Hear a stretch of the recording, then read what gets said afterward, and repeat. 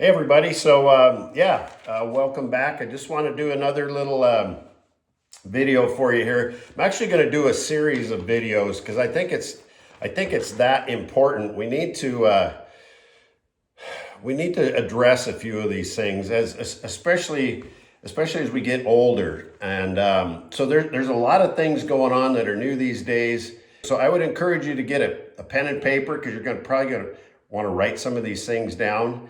And my purpose is to simplify things, right? I have a professional background, but I'm also a regular guy, a trained observer, and my purpose is to try and take things that are very complex and you can, you see all this stuff out there and read all these books. They're talking about all these studies and all that stuff, but really what older people, especially over 50, need is they need something, just like a cookbook, something simple. And that's quite honestly why I wrote the book. My book's going to be out in a month or so. Anyhow, I wanted to do this series, and the one we're going to talk about today, the topic we're going to discuss is sleep. And I want sleep to be your kind of your hidden weapon. Because it's not a luxury. You got to be, a lot of us high achieving adults, we kind of look at sleep as like, in the old saying, our parents would say you can sleep when you're dead kind of thing. Sleep is not a luxury. It actually is your weapon. So you actually grow when you're sleeping, right? You don't grow at the gym. You can stimulate growth at the gym, but you actually grow while you're sleeping, right? And the other thing I want to do is put this into perspective for you. So, we have been as human beings, the data differs, but say around 300,000 years we've been around. And, just in the last really 150, 200, you could say for some people 300 years, we've been living in artificial environments, indoors, right? Up until that point, we always lived outdoors or maybe in a cave or that sort of thing. And so this whole new way of living with all the technology, all the signals and the Wi-Fi and all the lights and artificial light and all the screen and that sort of thing. I mean, our bodies don't know how to handle that stuff. And so really, if you look at it's about 0.04% of human history where we've lived indoors and we've had to deal with the things that we're dealing with today. So we have to understand that, and we've got to be able to find ways to thrive in that environment, because like say sleep is that important. So in general, sunlight was meant for eating and working and getting things done, right? And dark was meant for sleeping and resting and recovering, right? And that's how it's been for all of our history. Yet especially in the last 40, 50 years, if you look at, in our lifetime, how much things have changed, it's crazy. So we've got to start paying attention to this. And here are some things that I want you to at least know about and try to simplify so you can start to understand these things when you start to hear some of these terms thrown around. So one of them would be resting heart rate, okay? And what is that? And the numbers show something like 60 to 90 is a normal resting heart rate. Really, the way to measure it is before you get out of bed in the morning, if you can check your heart rate then. Now, there's a lot of wearable devices, and we're going to talk a little bit about things like the Oura Ring, which I love, Whoop straps. There's, a lot of our phones and that kind of stuff will track things. There's some scales, some bathroom scales kind of thing that will track things really well. But the basic thing is you need to understand what these things are and the importance of them. So if you figure, say the average range for an adult is 60 to 90 heart rate. So let's just say 70. And there's 1,440 minutes in a day. Okay, that equates to about 100,000 beats per day that your heart's going to beat. What if, just think about this, how important this is. If you dropped your resting heart rate by doing all the things we're going to talk about in this series, if you dropped your resting heart rate by 5 from 70 to 65, that's 93,600 beats per minute or per day. okay? So that's 6,400 less per day. You take that times 65 years, that's 152 million less times that your heart has to beat just by simply being in a little bit better shape. Do you wonder why there's so much heart disease and so many problems going around these days? If people are walking around with resting heart rates of 70, 80, or even 90, which is the high range of quote unquote normal. The other term that gets thrown around a lot and people hear about is heart rate variability. What is that? Why does it matter? So it's kind of counterintuitive, but actually you want your heart rate variability to be high. So what do I mean by that? If you have a heart rate of 60, most people think that, okay, that's 1 beat per second, right? 1 beat per second, it can be 60 beats in a minute. That's not a healthy situation. That actually means that your body's under stress, that it's got to keep pumping the same amount of blood every time. What you want is you want your heart rate to be adaptable. So if I even just move around a little bit, it takes energy to do that. I want my heart rate to go up just for a short period of time, and when I stop, I want it to come back down. So instead of 1 beat every second, it can be 1 beat every few milliseconds, and then it's a few milliseconds different the next beat. That's heart rate variability, and the higher variability you have, the more adaptability you have. So when you go to the mountains and you're running up a mountain after an elk or whatever it might be, you want that heart rate to be able to go up and down fluidly, because that tells you that you're in a healthy situation, okay? Let's talk about respiratory rates. People don't talk about respiratory rates. A normal quote unquote rate is say 12 to 18. But same thing, if you start to count the number of breaths and you drop that normal respiratory rate for you from 15, 16 down to 12, can you imagine how much less oxygen you're going to consume if your respiratory rate's less? And guess what? More oxygen equals more oxidative stress. You probably heard that term. And more oxidative stress is faster aging. It's as simple as that. So that's why people talk about, oh, you got to relax, take a deep breath. Why is that?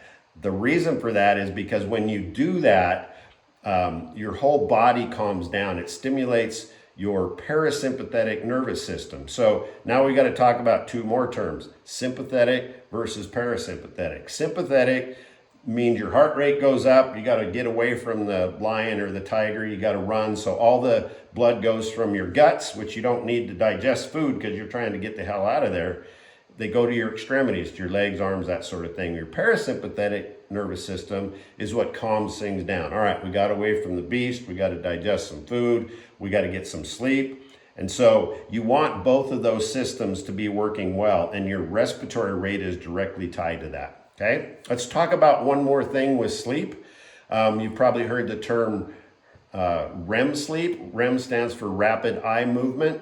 What is that? Rapid eye movement is essentially, it's an awake state essentially, but your muscles are paralyzed.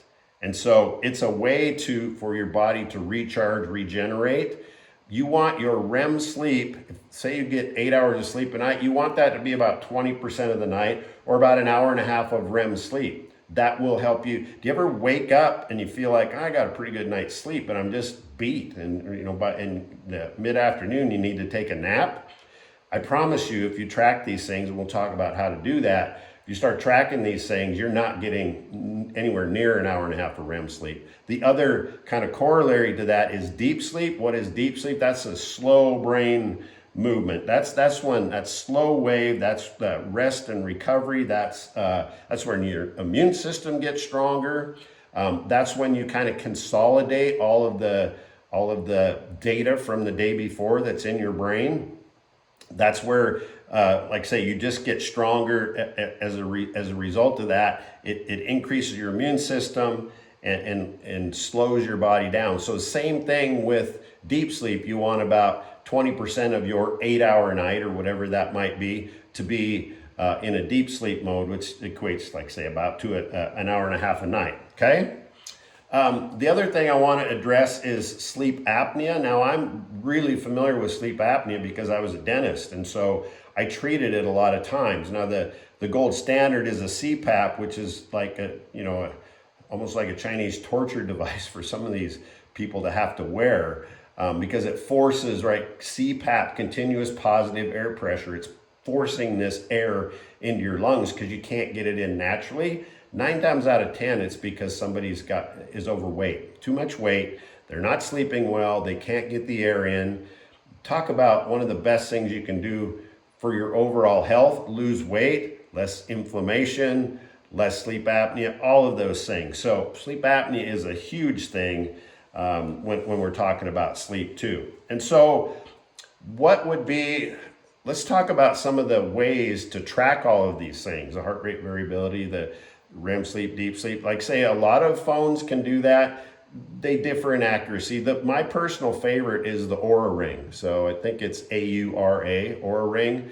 It's I wear it every night. A lot of people wear it during the day too. For me, I just wear it at night. And it's crazy. Like a lot of you know, I just had a sinus surgery. And so just that inflammation, that recovery, that healing for my body, it's crazy how that ring picked up changes in my heart rate, in my body temperature, all of those kinds of things. So Oura Ring is a fantastic product, and it will track all of those things for you. There's just an app on your phone. And so tracking is huge, right? And that's a big thing that I do with my company is, and I tell people, you wouldn't think about running a big business without tracking the numbers, without the accounting, without the accountability, without knowing where things are at in different departments and different how people are performing and how what the metrics look like. But yet we stumble through life and give it no thought. And so this tracking is absolutely huge, and it's absolutely essential. The other cool thing that's happening with all these tracking devices, all these wearable devices, is now companies like Oura, Whoop Strap, all these kinds of things can take all of this information from all of these people, and then they can start to come up with algorithms or better averages, right? Averages, whether it's in blood work or whether it's in sleep and all these numbers we've been talking about previously. It's amazing what this is going to do for individual personalized health. And I promise you it's coming. You can either get on the bandwagon now with these easy to do things with a little bit of understanding, or you can just stumble around and wait for things to happen and hope that hope for the best kind of thing. So tracking is the number one thing you have to do. The other thing that's super important with sleep is go to bed at the same time every night. What I do is I go to bed at the same time every night, and I set my alarm, or I just wake up 8 hours later, okay? As close to the cycles of light, natural light, as you can. So go to bed at the same time. It's absolutely huge. When I don't, and I track my numbers on my ring the next morning, it's amazing. I can get the same amount of sleep, but if I go to bed later, it affects everything, and I can actually feel it. So the other thing that a lot of people these days, especially, you got to get off the screens like an hour before bed. The screens on your phone, on your computer, all those things, because again, we've only been inside for 0.04% of our life. Our bodies don't know how to adjust to all that light. Light coming into the eyes will affect our sleep. It'll affect our melatonin production, which helps us sleep. So you got to get off the screens, like an hour before. Another tip that's super important is a dark room. Even little LED lights, say on the smoke alarms, on the carbon monoxide detectors, just little lights around the room. Take a little piece of electrical tape or something to put on that to block that, because it's amazing. Any light, artificial light that enters the eye can be a signal that, hey, I guess it's time to wake up. Same thing with getting up in the middle of a night. Now, you got to be safe here, right? You don't want to trip over the cat or whatever you got and fall and break your hip or whatever. But, you got to be smart about it. But try as much as you can not to get up. A lot of people get up and they turn the light switch on bright. It hits your eyes with this bright light. And pretty soon, even though you don't know it, you've just started that wake cycle. It's time to get up because the sun's coming up. It's like, no, it's not. It's an artificial light. So be really careful about that. Keep your room dark. Don't turn the lights on when you get up in the middle of the night. Another super important thing is a cool room, right? That's another signal to our bodies that, hey, it's time to go to sleep, because back in the day, it got cold at night. We didn't have the thermostat set at 72 or whatever you have it set up.